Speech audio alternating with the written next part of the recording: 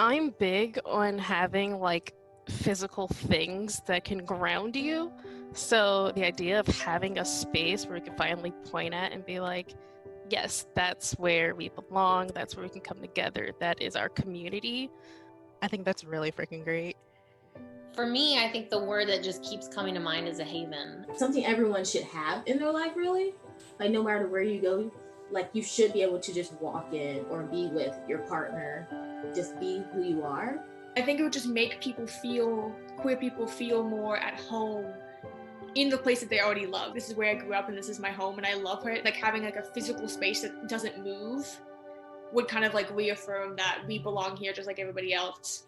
It's important, it's amazing, it's needed. About experiencing each other and knowing that we're not, even though we're so spaced out here and kind of pocketed everywhere, that we're not alone. Being able to have more access to that and more often. It's like sometimes things happen and you really need to get support or help and don't know where to go. And it might be hard to track down people to go to. So I think the idea of having those ongoing resources would be amazing.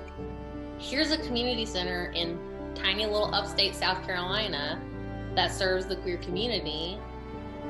Just thinking about like day-to-day outcomes of a queer person's life, like it can only get better from there. It's everything that we deserve and need. To be able to be actually involved and with other queer people. All kinds of things will extrapolate out just by serving a person's basic needs. Not being looked at weird or like having presumptions or assumptions about you, maybe the way you look physically or just like who you are.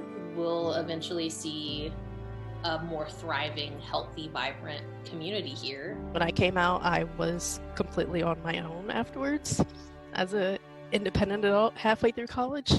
So I sort of had to figure out adulting in the world on my own. And I think there might be a lot of people in the upstate who would benefit from that.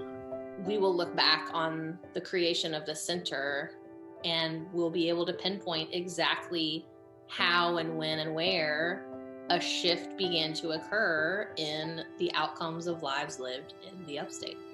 We've been missing out